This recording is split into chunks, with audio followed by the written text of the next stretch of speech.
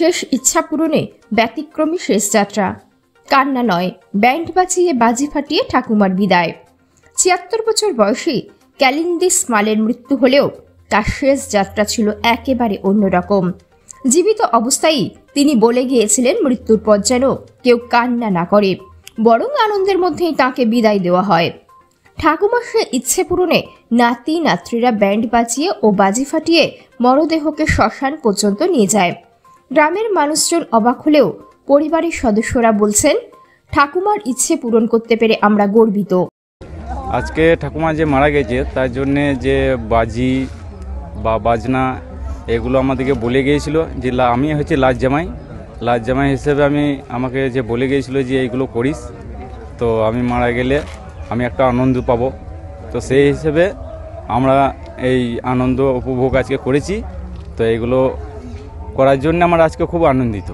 এটা কি তার শেষ ইচ্ছা বলে? এই শেষ ইচ্ছা তার এটা ছিল, সে আমাদেরকে এটা বলেও গিয়েছিল।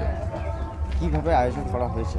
আয়োজন করা হয়েছে বলতে আমাদেরকে লাজ জামাই লাতি যেগুলো ছিল আজকে সেই হিসাবে আমাদেরকে বলে গিয়েছিল যে তোমরা আজকে একটা আনন্দ করো, যে আমি মরে গেলে যেন আমাকে শেষ যাত্রা পর্যন্ত আনন্দিত দিয়ে আমাকে উদ্ধার করো।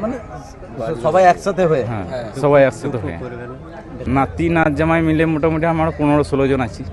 সবাই মিলে একত্রিত হয়ে মানে বাজনা বা বাজি এই হিসাবে তাকে মানে আজকে শ্মশানঘাটে শেষ যাত্রা নিয়ে আসা হয়েছে। ৭০ বছর বয়স।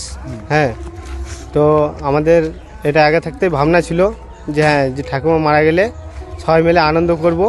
হ্যাঁ, যে বাজি ফুটাবো, বায়না বাজাবো, এই করে আনন্দটা করব। হ্যাঁ, আর ঠাকুমা নিজে বলে গিয়েছিল যে তোরা আনন্দ করিস, আমার নিয়ে শেষ ইচ্ছা ছিল ঠাকুমায়ের যে তোরা নিয়ে আনন্দ করিস। তবে সমাজের একাংশ প্রশ্ন তুলেছে, মৃত্যুর পর এমন আনন্দমুখর বিদায় কি ঠিক বার্তা দিচ্ছে? বারুইপুর গ্রামে এই ঘটনাই এখন আলোচনার কেন্দ্রবিন্দু। Bureau report, news সমবার্তা।